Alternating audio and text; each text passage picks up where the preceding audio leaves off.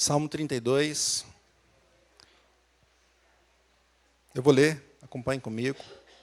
Mas eu queria que você lesse os dois primeiros versículos e o último versículo. Vocês vão ler comigo. Os dois primeiros e o último versículo. Salmo 32, de Davi, salmo didático. Bem-aventurado aquele cuja iniquidade é perdoada, cujo pecado é coberto. Bem-aventurado o homem a quem o Senhor não atribui iniquidade, e em cujo espírito não há dolo. Enquanto eu calei os meus pecados, envelheceram os meus ossos pelos meus constantes gemidos, todo dia, porque tua mão pesava dia e noite sobre mim, e o meu vigor se tornou em sequidão de estio. Confessei-te o meu pecado, e a minha iniquidade não mais ocultei.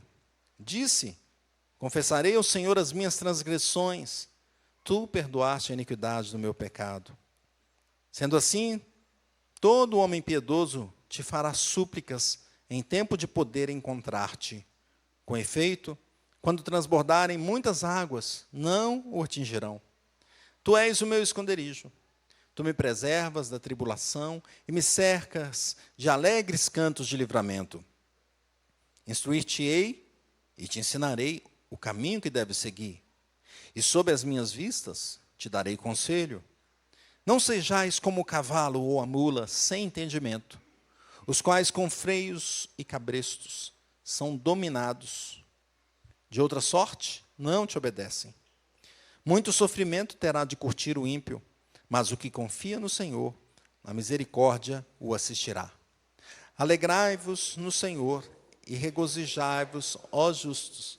Exultai vós todos que sois retos de coração. Glória a Deus. Feche teus olhos e peça ao Senhor para falar contigo. Deus Santo, louvado seja o Senhor pela tua palavra, que nos dá uma esperança que não há em nenhum outro lugar, só no Senhor. Que essa palavra, Senhor, entre no nosso coração essa noite. Que nós sejamos edificados, que nosso coração se alegre, que nós exultemos diante do Senhor por tremenda graça que nos alcançou. Sabedores, porém, que somos falhos. Nos abençoe, use o teu servo para ministrar a tua palavra. E abra os nossos ouvidos para entendermos e recebermos em nome de Jesus. Amém. Podemos sentar, meus irmãos? Caros irmãos, em tempos de questionamento sobre tantas áreas, uma delas é a educação, muitos questionam sobre educação no mundo, educação no Brasil, e nós temos aqui um salmo que fala sobre didaquê, salmo didático, um salmo que ensina a forma como o salmo é colocada, nos ensina sobre coisas importantes. O título dessa mensagem é A Felicidade no Perdão, a felicidade no perdão. Esse salmo está mostrando aqui alguns pontos tão importantes para a nossa vida e que nos afetam internamente de uma maneira muito grande e que talvez muitos não saibam o que está no seu coração, você sabe. Às vezes nem você sabe direito, Deus conhece o seu profundo coração. E nós vemos Davi é extremamente usado por Deus em vários salmos. Nós estamos acompanhando os tesouros de Davi e nós passamos por muitos temas. Nós temos comparação entre o justo e o ímpio. Nós temos Davi falando sobre a graça e a misericórdia de Deus, clamando por elas. Nós vimos também Davi chegando diante do Senhor como um processo judicial e passando os passos desse processo diante do Senhor. Nós ouvimos Davi cantando por receber uma incumbência muito grande no reino de Deus. Nós vimos Davi rendendo graças ao Senhor eterno. Davi, ele canta que Deus é o refúgio para o justo. Ele pede socorro diante da sociedade em que ele vivia e os problemas que ele enfrentava com a falsidade. Davi canta e mostra que toda a sociedade é corrompida, mas ele também diz que é possível chegar no céu, cidadão dos céus. Através de Cristo Jesus é possível. Davi também fala sobre a proteção divina, ele canta a vitória e o domínio de Deus sobre todas as coisas. Davi fala sobre os 2 livros da revelação de Deus, no Salmo 19. Davi canta antes de ir para uma guerra, junto com o povo, se preparando para a guerra. Davi canta quando retorna dessa guerra. Davi canta falando o que aconteceu nessa guerra, a vitória de Cristo na cruz. Davi canta ao Rei da Glória, o Senhor Jesus. Ele pede a presença de Deus, ele anela pela presença de Deus na vida dele. Davi fala para não ser confundido com o ímpio. Davi suplica, pede graças ao Senhor. Davi lamenta ao Senhor. E no Salmo 13 ele lamenta com fé. No Salmo 31 ele lamenta com louvor. E agora nós vemos esse salmo que mostra uma coisa tão importante que aconteceu dentro do coração dele, na vida dele, e que também acontece conosco. Eu vou ler em outra versão, preste atenção. NVI. Fala assim: como é feliz aquele que tem as suas transgressões perdoadas, os seus pecados apagados. Como é feliz aquele a quem o Senhor não atribui culpa, em quem não há hipocrisia. Enquanto escondi os meus pecados, o meu corpo definhava de tanto gemer, pois de dia e de noite a tua mão pesava sobre mim, e a minha força se esgotava, ia se esgotando como em tempo de seca. Então, reconheci diante de ti o meu pecado, não encobri as minhas culpas. Eu disse, confessarei as minhas transgressões ao Senhor, e tu perdoaste o meu pecado. Portanto, que todos os que são fiéis orem a ti enquanto pode, enquanto é possível, enquanto pode ser encontrado. Quando as muitas águas se levantarem, elas não atingirão. Tu és o meu abrigo, o meu rochedo. Tu me preservas. Tu me preservarás das angústias e me cercarás de canções de livramento. Eu o instruirei. Ensinarei no caminho que você deve seguir. Eu o aconselharei e cuidarei de você. Não sejam como o cavalo ou o burro, que não tem entendimento, mas precisam ser controlados com freios e com rédeas. Caso contrário, não obedecem. Muitas são as dores dos ímpios, mas a bondade do Senhor protege quem nele confia. Alegrem-se e exultem no Senhor, vocês que são justos. Cantem de alegria, todos vocês que são retos de coração. Que maravilha, que maravilha. Você não fica alegre com esse salmo, não? Com esse final aqui?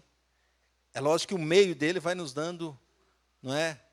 Um temor ali, porque a gente vai vendo o que Davi canta lá, a gente vai olhando para o nosso coração e vai falar, está parecendo, né? Mas quando chega nesse final e ele chama a alegria o seu povo, mesmo que os versículos 1 e 2, nós podemos tirar a proposição desse salmo nesses versículos. Fala assim, bem-aventurado aquele cuja iniquidade é perdoada, cujo pecado é coberto. Bem-aventurado o homem a quem o Senhor não atribui iniquidade e em cujo espírito não há tolo. Parece com o Sermão da Montanha, começando com o Sermão do Monte, né? Começando com bem-aventurado. Então, esse início nos mostra que feliz é aquele que tem os pecados perdoados. Vamos dizer isso?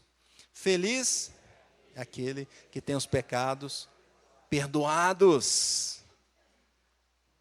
E o que fazer, então, para ser feliz dessa forma, para receber o perdão?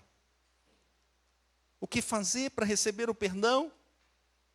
Alguns passos que esse salmo nos coloca. Em primeiro lugar, para receber o perdão, não se esconda de Deus. Versículo 3 diz assim, enquanto calei os meus pecados, envelheceram os meus ossos pelos meus constantes gemidos. E o quarto diz, porque a tua mão pesava dia e noite sobre mim, e o meu vigor se tornou em sequidão de estio. Percebe aqui o que ele está colocando? Em primeiro lugar, o salmista revela que durante um tempo, o que ele fez?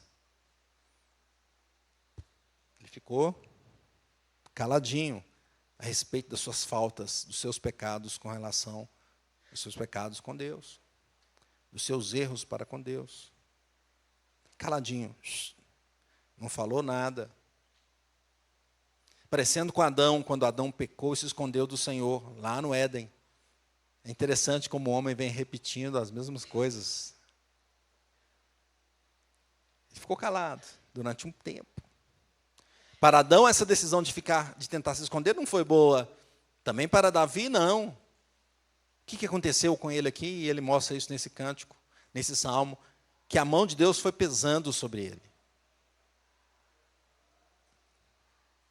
Imagine você e a mão de Deus pesando sobre você. Não tem aquilo que você está querendo fazer uma coisa e não dá certo, e a mão de Deus pesando. Aí você tenta de outra forma e não dá certo, e a mão de Deus pesando. E você não sabe o que está acontecendo. A mão de Deus pesando. Pesando de diversas formas. Nesse caso aqui, ele coloca, olha, eu me senti cansado, eu gemia. E ele usa até essa expressão que os meus olhos, meus ossos, envelheceram os meus ossos. Os ossos, vamos dizer assim, é a nossa estrutura, não é? Ele que nos mantém eretos, não é? Que estão mais internos no nosso organismo e que nos sustenta. Então, a profundidade aqui do que Deus estava fazendo com ele foi tão lá, ele queria demonstrar isso. Foi tão forte em mim que chegou aos meus ossos. Meus ossos envelheceram e eu fiquei gemendo. Ele usa essa poesia, ele usa dessa forma para mostrar quão forte era a mão de Deus pesando sobre ele. E no fundo ele sabia por que estava pesando a mão de Deus. Davi não fez aqui, não, isso é culpa do diabo. Aqui não. Em outros salmos ele fala dos inimigos. Aqui ele está sabendo o que está acontecendo. A mão de Deus pesando sobre ele. E esse termo que ele usa aqui, sequidão de estio, mostra essa força, como for a água esgotando no deserto. Você já viu aquelas imagens onde tem um rio e, de repente, por alguma questão, alguma seca, aquele rio para, as águas somem. Né? Já viram as imagens? E aí aparece o leito do rio, antes estava cheio de água, agora já não tem mais nada, e aquele leito vai se secando, não é? Não é assim? E aquela terra ali vai trincando, não é? A água vai sumindo. Sequidão de estio, a seca chegando da maneira mais forte para a vida dele.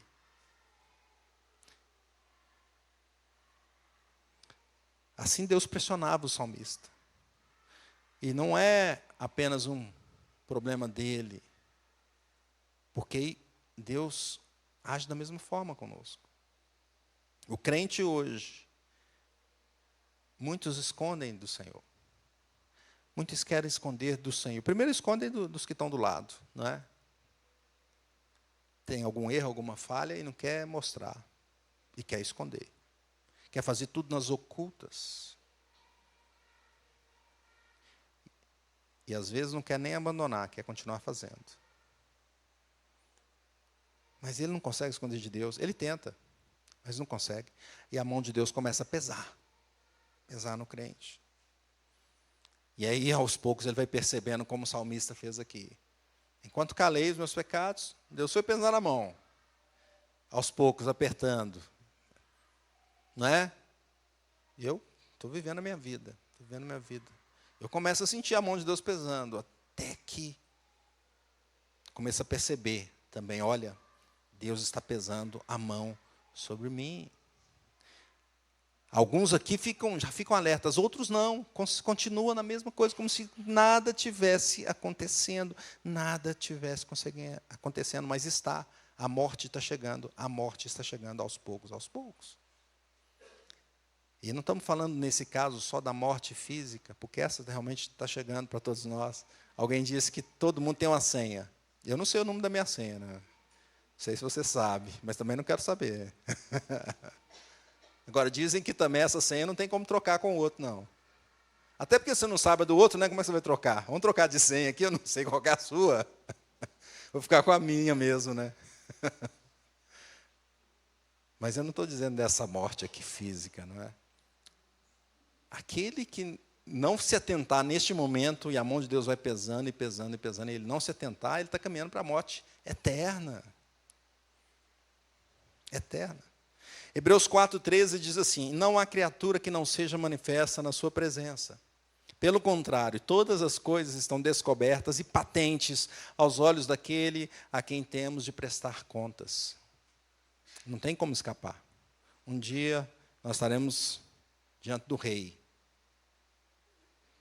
do juiz de toda a terra. E nós vamos ter que prestar contas. Não tem como fugir. Então, esse primeiro momento, o Salmo está dizendo assim, ó, não se esconda de Deus. O salmista canta isso e fala para mim e para nós, não se esconda de Deus. Em segundo lugar, para receber o perdão, confesse o seu pecado. Versículo 5 diz assim, confessei-te o meu pecado e a minha iniquidade não mais ocultei. Ele disse, né? Confessarei ao Senhor as minhas transgressões e tu perdoaste a iniquidade do meu pecado. Então veja que agora, o que ele faz então? Ele percebeu que não dava para ocultar, que não dava para esconder. O que ele faz? Deus, eu vou aqui, na tua presença aqui, Senhor, vou falar. É isso. Eu sei que o Senhor sabe, Deus, mas o Senhor quer que eu confesse, eu estou confessando. Eu fiz isso, eu fiz assim, fiz assado, dessa forma. Eu penso assim, eu ajo dessa tal forma. Confessar. Para receber o perdão é necessário confessar diante do Senhor, falar com Ele, falar sobre a iniquidade. Assim Davi fez. Lógico que Deus sabe todas as coisas. Ele já conhece o nosso coração, as nossas atitudes. Mas Ele espera que nós falemos com Ele. Ele quer que nós cheguemos diante dEle e confessemos o nosso pecado. 1 João 1,9, texto conhecido por nós, diz, se confessarmos os nossos pecados, Ele é fiel e justo para nos perdoar os pecados e nos purificar de alguma injustiça. Toda injustiça. Que poder tem o Senhor? Que poder tem o Senhor? Então hoje o crente entendendo isso, o que ele faz? Ele corre para Jesus.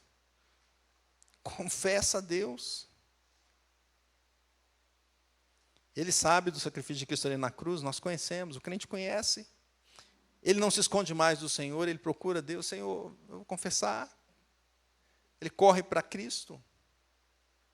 Tem uma canção nova também, nova, antiga, antiga, nova, que fala, vou correndo para Deus, certamente o caminho melhor. Não é? Pedir o perdão dos pecados, falar para o Senhor, abrir o coração. O crente faz isso. Hoje, a primeira oração, uma oração de confissão, nós fizemos isso. Quem estava aqui no começo teve a oportunidade de ficar 1 minuto falando com o Senhor. Quem sabe para alguns esse minuto foi rápido, porque era tanta coisa para falar. Você e Deus, né? Tanta coisa para falar. Quem sabe para outros demorou demais, demorou 10 minutos, porque ainda não estava querendo falar, né? Querendo abrir o coração para o Senhor. Para receber o perdão, confesse o seu pecado. Terceiro lugar, para receber o perdão, refugie-se no Senhor. Versículo 6. Diz assim, sendo assim, todo homem piedoso te fará súplicas em tempo de poder encontrar-te. Com efeito, quando transbordarem em muitas águas, não atingirão. Tu és o meu esconderijo, tu me preservas da tribulação e me cercas de alegres cantos de livramento. Aqui também tem um cântico assim, né? Tu és o meu esconderijo, tu me cercas de alegres cantos de livramento. Além de perdoar os pecados, o Senhor serve de proteção. Olha só, já pensou nisso? Ele é a própria cobertura dos nossos erros.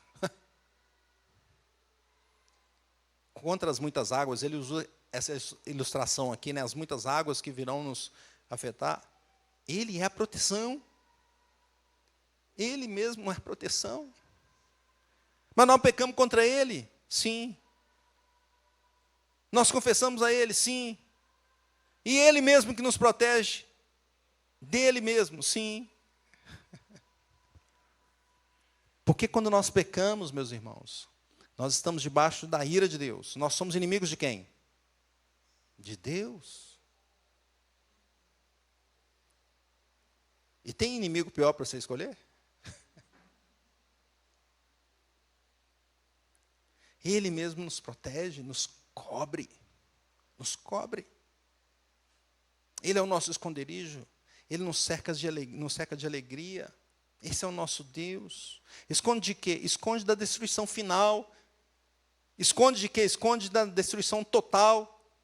Esconde de quê? Esconde da destruição eterna. Porque esse é o destino daqueles que estão longe do Senhor. Aqueles que são pecadores e que não se arrependem, não se voltam para o Senhor. O destino é esse. É a destruição total. O pecado leva, meus caros irmãos, inevitavelmente para a morte e para a morte eterna. E como nos protegemos disso? Apenas em Deus. Hoje o crente então se refugia no Senhor, Ele é o protetor, Ele é o guarda de Israel, voltamos para Ele, Ele é a nossa cobertura. Jesus Cristo morreu para pagar os pecados contra o Senhor, aqueles pecados que nós fizemos contra Deus, e que levarão os pecadores à morte. Jesus morreu para pagar esses pecados. Então ele coloca aqui, em todo homem então, ele fala isso, sendo assim, todo homem piedoso vai fazer o quê? Vai pedir ao Senhor, vai suplicar ao Senhor, em tempo de poder encontrar-te agora, enquanto há tempo, não é amanhã. Não é amanhã. Alguns dizem assim, eu vou deixar para amanhã. O jovem tem muito esse ímpeto.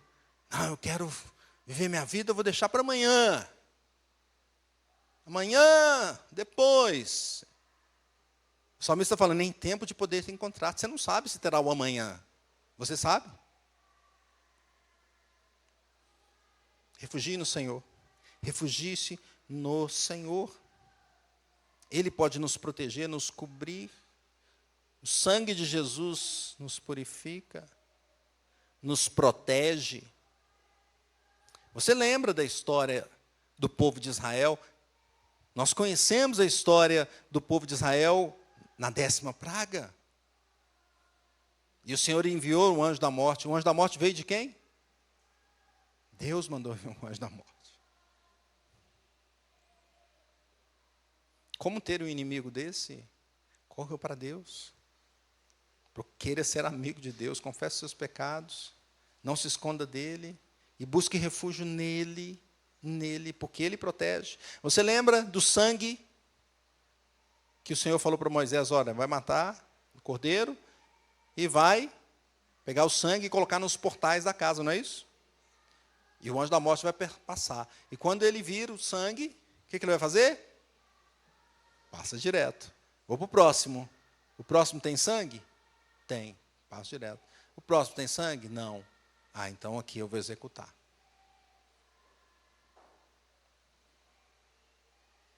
Colossenses 3:2 diz assim, meus caros irmãos, pensai nas coisas lá do alto, não nas coisas que são aqui da terra, porque morrestes, e a vossa vida está oculta juntamente com Cristo em Deus. Então, nós só estaremos protegidos, ocultos em Deus, Ele que vai nos guardar da destruição final.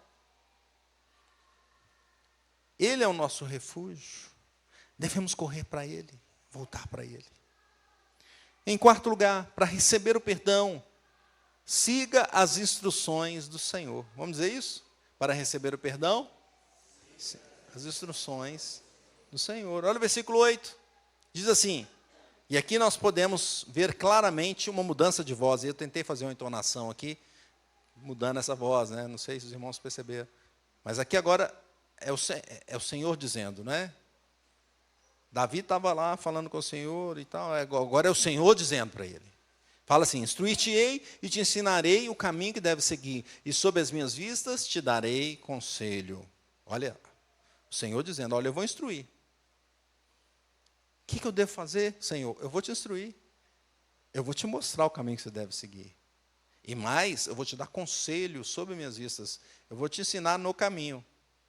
Assim como ele fala em Provérbios, para a gente ensinar a criança no caminho. Não fala assim? Aqui também ele fala, eu vou te ensinar no caminho. Sobre minhas vistas darei conselho. E o versículo 9 ele fala, Aí aqui é um puxão de orelha, né? Não sejais como o cavalo ou a mula sem entendimento, os quais com freios e cabrestos são dominados. De outra sorte não te obedecem. Então, após receber o perdão, a vida precisa ser mudada, precisa ser consertada. Então, confessei ao Senhor, não escondi, confessei. Ele vai me proteger? Mas você tem que mudar a sua vida, consertar a sua vida. Ele fala isso aqui, olha, o caminho eu vou te ensinar. Ouça o que eu estou dizendo, siga o caminho que eu estou instruindo, o qual eu estou instruindo. Então o salmista recebe essa mensagem do Senhor, não é? Mostrando o caminho da vontade de Deus, que está expresso na palavra do Senhor. E o próprio Deus vai acompanhar nesse caminho, o Espírito Santo está conosco. Ele faz isso na nossa vida, na vida de cada crente. Ele ilumina para que a gente entenda os mandamentos do Senhor. Ele nos santifica na caminhada. Ele está presente. Nós não estamos sozinhos. Quando eu fui em Curitiba, deixamos a Júlia lá, né, e depois vindo para cá, e falei com alguém, lá no grupo de crescimento do Cascata. Falei, não, deixei a Júlia lá sozinha. A irmã falou, não está sozinha não, meu irmão. Falei, você tem razão, não está sozinha não. Deus está com ela. Quer companhia melhor? Deus está com ela, não é? O Senhor está com você. Está conosco. Podemos até às vezes nos sentir sós, mas não. Jesus Cristo prometeu que estaria conosco, e Ele está conosco. Nessa caminhada, difícil a caminhada, sim. O Senhor está conosco, corrigindo os nossos passos, nos ensinando. Não é? Mas assim como o salmista, ele fala isso, olha, quem sabe ele em algum momento ficou meio obtuso assim, né? A gente vê a história de Davi, teve alguns momentos onde ele ficou meio, não, é isso que eu quero, não teve? O caso de Batseba é um caso assim, não, eu quero aquela mulher, e pronto, pôs na cabeça, não foi? Ele já sabia que era errado. Então, quando ele canta isso aqui, ele deve pensar nas vezes que ele foi igual um mula, ou o cavalo, ou a mula, ou o burro, seguindo em frente. Então ele fala assim, não sejais como o cavalo ou a mula, que não tem entendimento, que precisa ali colocar o cabresto para poder ser guiado. Não. Davi coloca isso, mas quantas vezes a gente não se parece com isso aqui?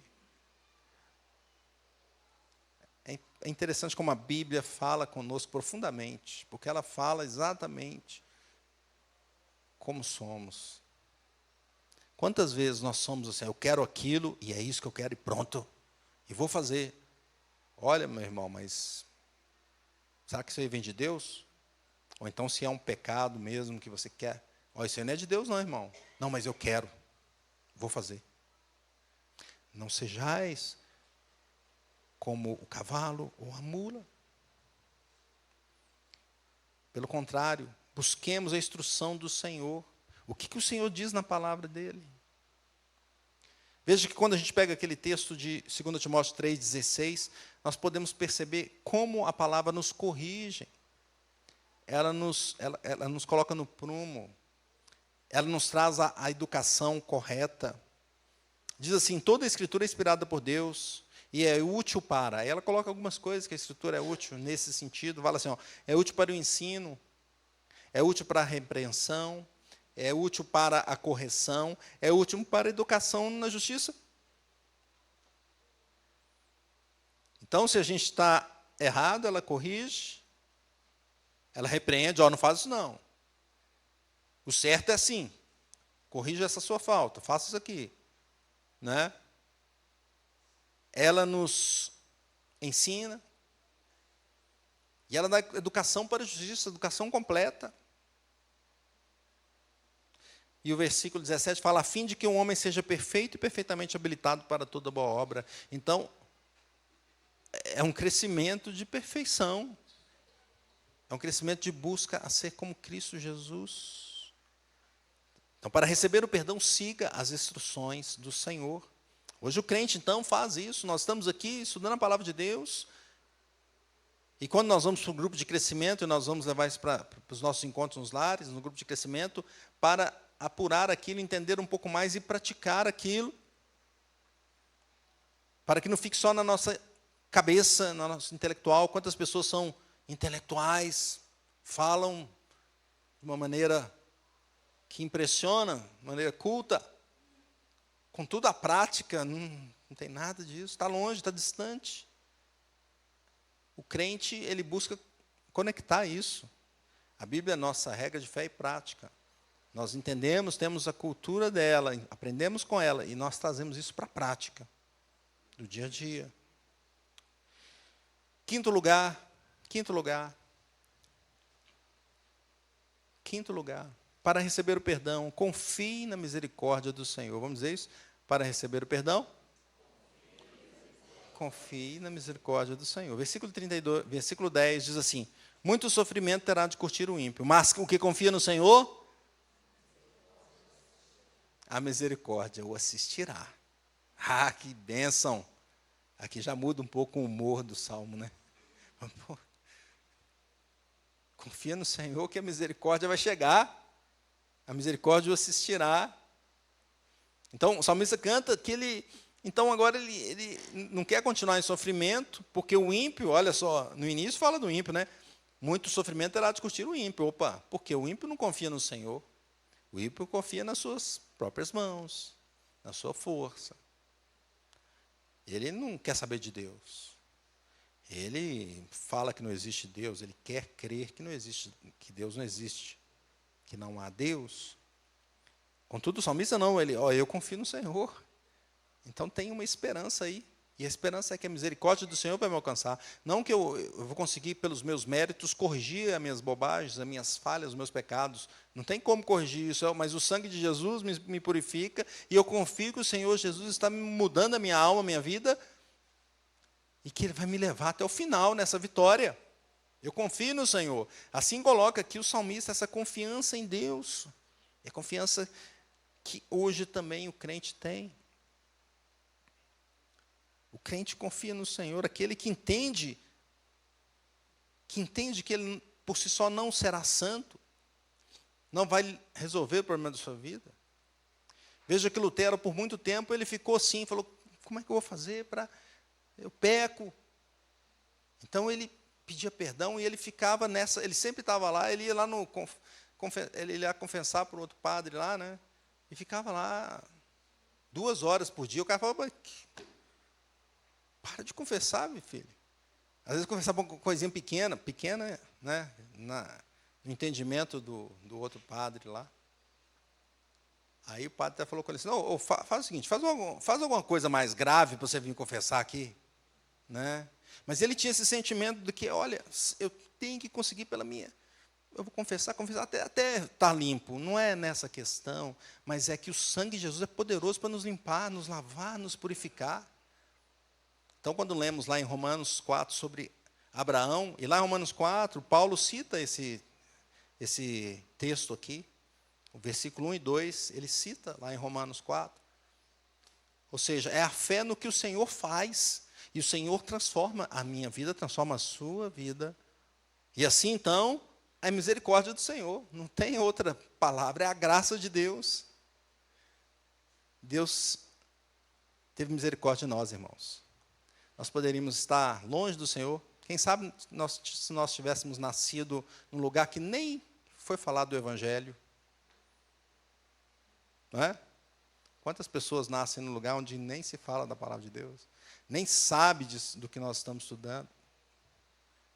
Deus teve misericórdia de nós. Você escolheu nascer aqui no Brasil? Nasceu onde você nasceu? Você escolheu isso? Não. A graça de Deus. E mesmo as nossas decisões, a graça de Deus. Eu decidi ir para a igreja. A graça de Deus no seu coração. O Espírito Santo te tocou. Porque às vezes o que estava do seu lado está no mundo hoje. Mas ele ouviu a mesma palavra que eu. Sim, ele está no mundo. Deus tocou no seu coração. Nós confiamos no Senhor. O crente confia no Senhor. Jesus disse assim em João 14:1: Não se turbe o vosso coração. Credes em Deus, crede também em mim. Glória a Deus. Assim é a caminhada do crente. Até o final. Até o final. Seremos salvos pela graça do Senhor. Concluindo, meus irmãos, nós vemos que o crente é feliz, pois ele busca a solução do principal problema de sua vida, não nele mesmo, mas ele busca em Cristo Jesus. Ele não se esconde do Senhor, pelo contrário, ele vai diante de Deus e confessa o seu pecado. Ele confia que o Senhor é poderoso para perdoar e limpar de todos os pecados. E para santificar a nossa vida, nos conduzir em transformação até o dia final. É por isso que o Salmo termina com alegria. A conclusão é alegria. Vamos ler de novo, versículo 10 e 11. Diz assim: Alegrai-vos, vamos ler? Alegrai-vos no Senhor e regozijai-vos, ó justos. Exultai vós, todos que sois retos de coração. Versículo 11. Alegrai-vos e regozijai-vos em quem? No Senhor. É interessante quando a gente começa a ler a palavra e perceber isso, isso vai entrando no nosso coração, isso muda mesmo a nossa vida. Porque não tem motivo de sermos diferentes disso aqui, de entristecei-vos. Deveria estar ali assim? Olha, não tem. Jesus curou a minha vida, me salvou, me transformou, perdoou os meus erros, aquelas faltas que eu não poderia pagar, Ele pagou por mim na cruz. Então, como viveremos? Em primeiro lugar, confessando os pecados. Viveremos assim. Pedir perdão pela rebeldia do nosso coração. Pedir perdão por intentar o mal para com outras pessoas. Às vezes a gente não faz, mas a gente pensa, deseja. Pedir perdão pela falta de amor. Pedir perdão por querer fazer exatamente o que Deus fala para não fazer. Mas a gente quer fazer o que Deus fala. Não, isso não faz. A gente, não, é isso que eu quero fazer. Chegar diante de Deus com humildade, clamando pela misericórdia dEle. Senhor, te confesso os meus erros e minhas falhas. Colocar o coração diante do Senhor mesmo. Falar com Ele, Deus, eu não posso esconder, o Senhor conhece meu coração. É isso que está aqui, me ajuda, Senhor. Confessa o Senhor, meus irmãos. Confessa o Senhor. Não podemos nos esconder do Senhor, pois no dia final, todos estarão diante de Deus para prestar contas. E aqueles que estiverem com a cobertura do sangue de Jesus, esses estarão limpos. Mas os que não tiverem serão condenados. Serão condenados. Devemos chegar diante do Senhor humildemente, confessar o pecado, pedir socorro do Senhor. Matthew Henry diz assim: é muito difícil fazer com que o homem pecador humildemente aceite a misericórdia livre, com plena confissão de seus pecados. Mas o verdadeiro e único caminho para a paz de consciência é confessar nossos pecados, para que eles sejam perdoados e para que nós sejamos justificados. Confessemos o nosso pecado diante do Senhor. Não se esconda de Deus. Não guarde esse pecado. Leve diante de Deus. Peça a Ele perdão. Segundo lugar, como viveremos? Viveremos obedecendo a Deus, a palavra de Deus. O Senhor nos instrui pela sua palavra. Veja que quando Jesus estava lá diante da mulher adúltera, e todos estavam lá, né, com a pedra na mão já, não é? Já pegaram a pedra. Agora nós vamos, né? Nós vamos atacá-la, porque ela estava em adultério e a lei diz que não pode. E o Senhor falou assim: então tá, quem que nunca pecou aí? O primeiro, então, joga a pedra. Nenhum jogou. Pelo contrário, deixaram a pedra e a mulher, então, foi diante de Cristo. E Jesus falou: cadê os seus, aqueles que estavam te condenando? Ah, Senhor Jesus, foram todos embora. Aí ele fala com ela: pode ir embora também. Mas ele não fala só assim. Ele fala o seguinte: olha, não peques mais, não é isso? Então vai e não peques mais. É assim a nossa vida. Nós precisamos ter essa caminhada de confessar, mas de abandonar. De deixar.